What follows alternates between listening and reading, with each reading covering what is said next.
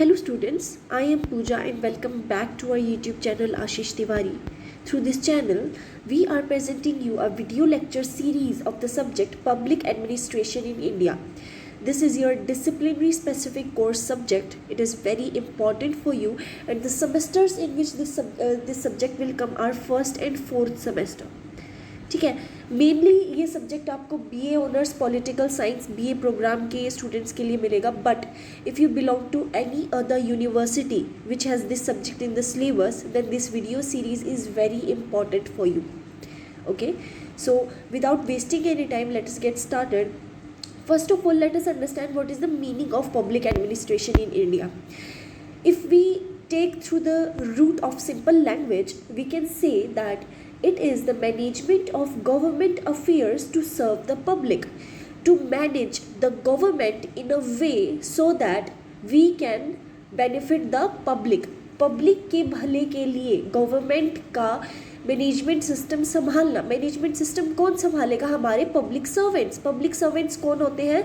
जितनी भी सरकारी नौकरी होती है national, international and state level पर, वो सभी जो है इसके अंदर इंक्लूड होती है.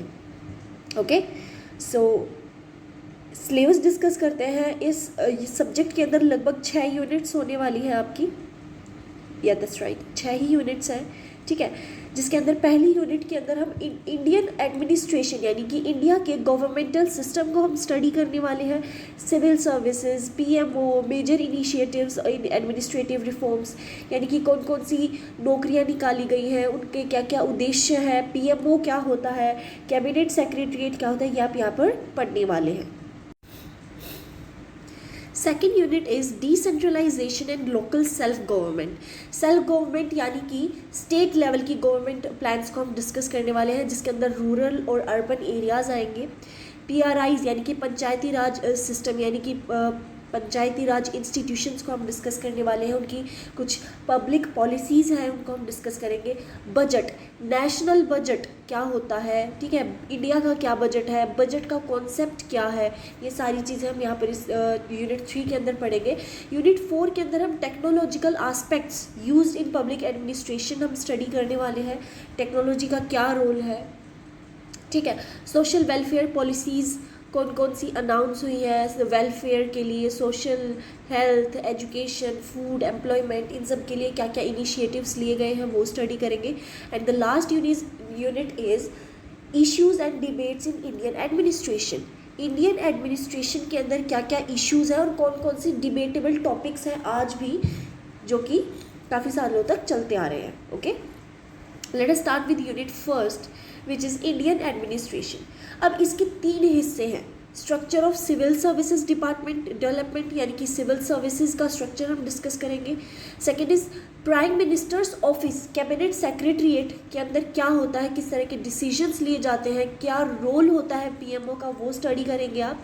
And third is major initiatives in administrative reforms. This is what we are going to study here. Let us start with the introduction.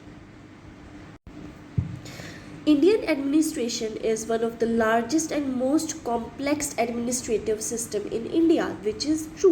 India की population इतनी ज़्यादा है, अगर आप लोगों को नहीं पता हो तो हर साल लगभग एक नेशनल लेवल पर कंबाइंड ग्रेजुएट लेवल का एग्ज़ाम होता है, CGL का एग्ज़ाम होता है, जिसके अंदर आप बिलीव नहीं करेंगे बहुत सारी डिपार्टमेंट्स की बहुत सारी जॉब्स हैं एंड हर साल पोस्ट्स नई निकलती रहती है. यानी कि एग्जिस्ट करने वाली तो है ही, उसके अलावा भी बहुत सारी पोस्ट निकलती हैं. कुछ ऐसी पोस्ट भी होती है जिनके बारे में हमें पता भी नहीं लगता है. यू सी कितनी सारी जॉब्स अवेलेबल होती हैं गवर्नमेंट के अंदर. पॉपुलेशन के हिसाब से कम है, ठीक है, और वो इसलिए भी है क्योंकि हमारी पॉपुलेशन ही कुछ ज़्यादा है, बट उसके अलावा भी गवर्नमेंटल इंस्टीट्यूशंस का बहुत ही कॉम्प्लेक्स सिस्टम है, because you don't know how many posts are going to be introduced in the next 5 years. Okay, तो इसे कॉम्प्लेक्स इसीलिए कहा गया है क्योंकि कोई डेफिनेटिव एक प्रॉपर हिरार्की नहीं है इसका. यहाँ पर मतलब कि एक कह सकते हैं कि पॉलिटिकल सिस्टम के चेंज होने के साथ साथ बहुत सारी पावर शिफ्ट होती है. तो पावर जो है वो डिटरमाइंड नहीं है किसी एक पर्सन के हाथ में. डेमोक्रेसी का हम कह सकते हैं ये एक डिसएडवांटेज है, ठीक है। तो that's it forms the backbone of governance governmental institution की हर एक पार्ट का ये बैकबोन है। Implementation of development plans and maintenance of law and order, ये सब चीज़ें इंश्योर हमारा एडमिनिस्ट्रेटिव सिस्टम ही करता है। The backbone of administration is the civil services. इनमें सबसे पहले नंबर पर आता है हमारा सिविल सर्विसेज, जो कि पॉलिसी फॉर्मुलेशन से लेकर delivery of services to public तक काम करती है। पॉलिसी बनाने से लेकर डिलीवर करने तक पूरा काम जो है एडमिनिस्ट्रेशन के अंदर आता है। अब सिविल सर्विसेज का मतलब क्या होता है?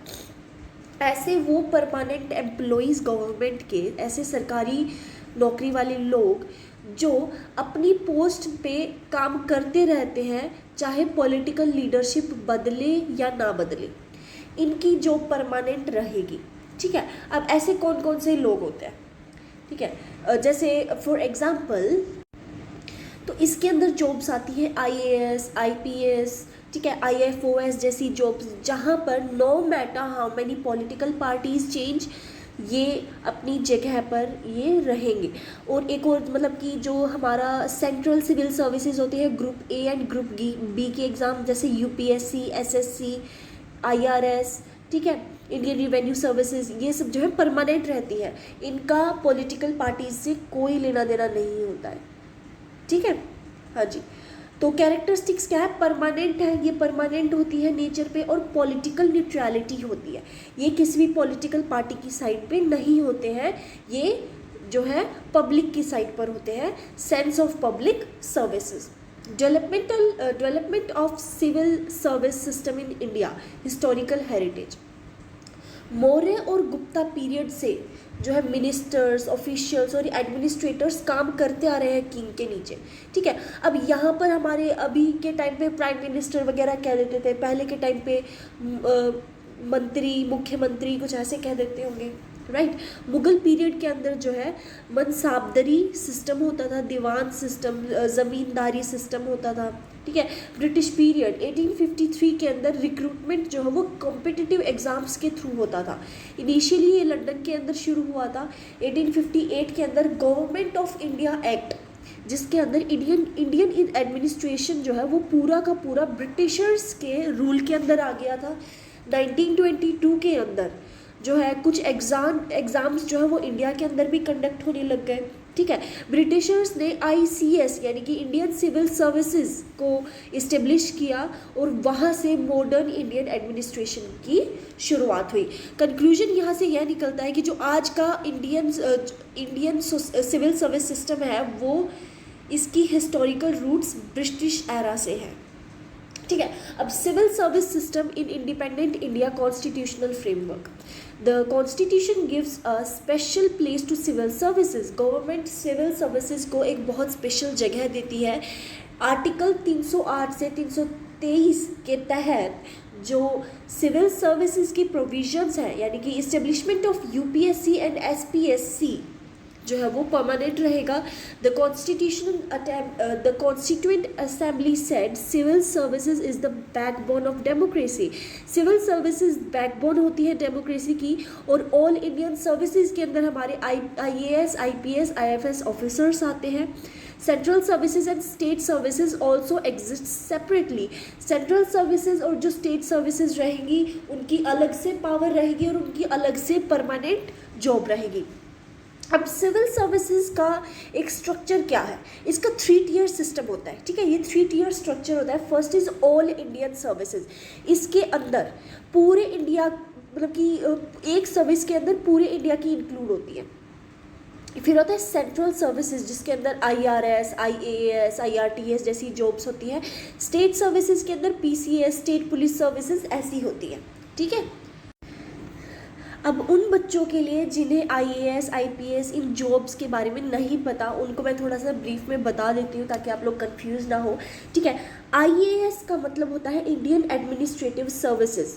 जो हमारे IAS ऑफिसर्स होते हैं इन्हें UPSC का एग्ज़ाम देना पड़ता है।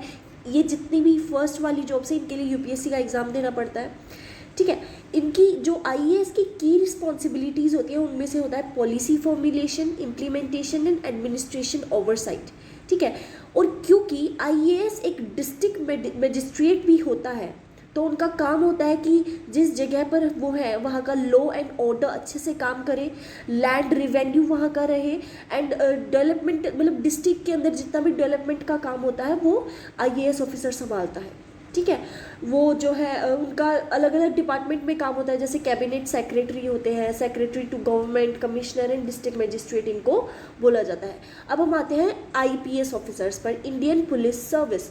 आईपीएस ऑफिसर्स जो है उनका काम होता है लॉ और ऑर्डर को मेंटेन करके रखना, पब्लिक सेफ्टी और क्राइम प्रिवेंशन का। इनकी की रिस्पॉन्सिबिलिटीज़ होती है प्रिवेंट करना, डिटेक्ट करना, इन्वेस्टिगेट करना क्राइम्स को, ठीक है।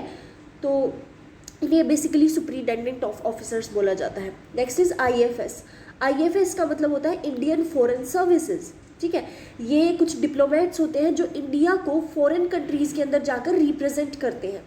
इनकी की रिस्पॉन्सिबिलिटीज़ होती हैं फॉरेन अफेयर्स, फॉरेन रिलेशंस को मतलब कि हैंडल करना, ठीक है।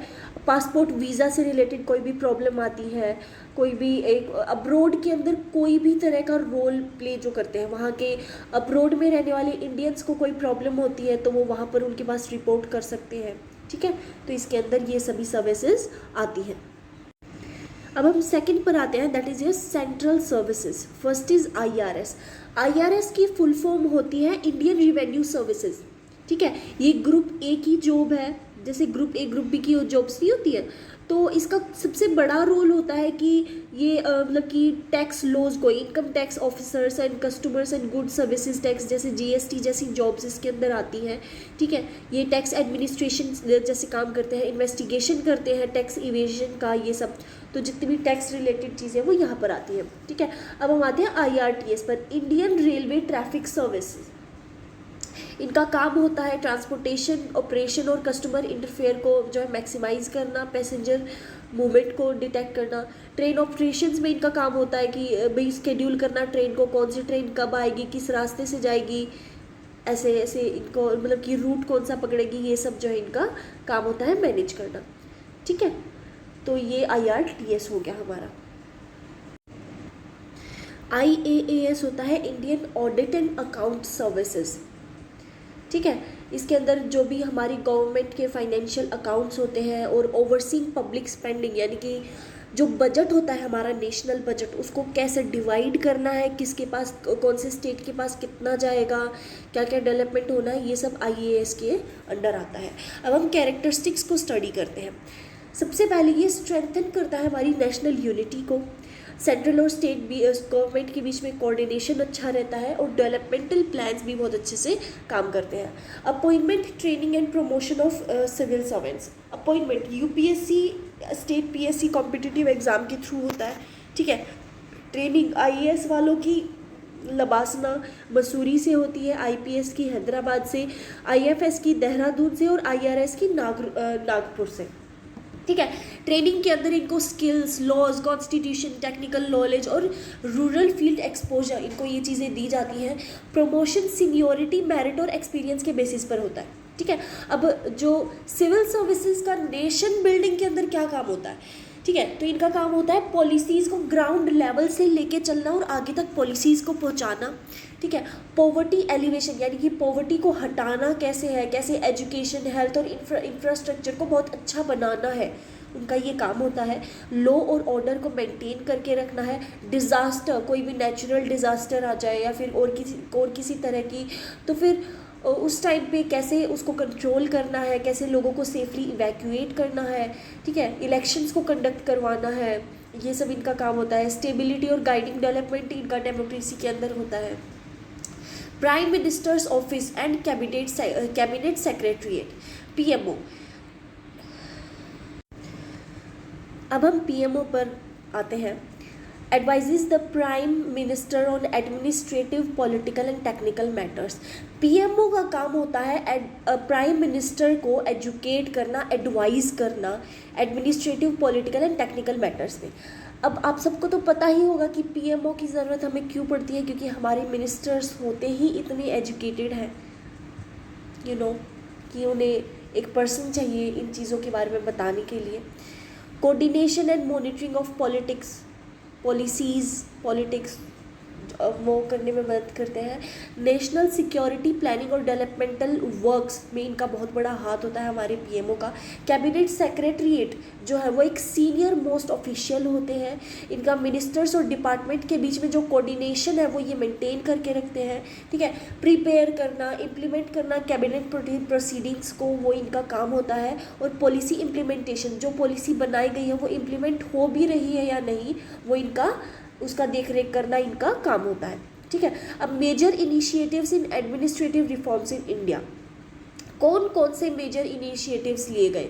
एफिशिएंसी बढ़ाने के लिए, ट्रांसपेरेंसी, गवर्नमेंट और पब्लिक के बीच में ट्रांसपेरेंसी मेंटेन करने के लिए, अकाउंटेबिलिटी के लिए, ठीक है। तो की इनिशिएटिव सबसे पहला लिया गया ARC, administrative reform commission reports, ठीक है। अब ARC होता क्या है? देखो, ये एक डॉक्यूमेंट होती है जो कि एक स्पेशल कमिटी जिसे गवर्नमेंट ने अपॉइंट किया है वो बनाते हैं ये चेक करने के लिए कि गवर्नमेंट अच्छे से काम कर रही है या नहीं कर रही। Can you see the humour here? Government खुद ऐसे लोग हायर कर रही है जो चेक कर सके कि गवर्नमेंट अपना काम अच्छे से कर रही है या नहीं कर रही। सो या दैट्स अ थिंग, ठीक है। सेकेंड इज E-गवर्नेंस, सब कुछ डिजिटलाइज करना, digital India, RTI, citizen centric services, citizens को टॉप प्रायोरिटी देना, सिटीजन चार्टर्स करना, ठीक है। Transparency and anti corruption measures लिए गए, establishment of NITI Aayog, replacing planning commission. Conclusion पर आते हैं, Indian administration is the foundation for both democracy and development, जहाँ पर डेमोक्रेसी और डेवलपमेंट दोनों आपको एक साथ दिखाई देंगी। Civil services provide continuity and stability.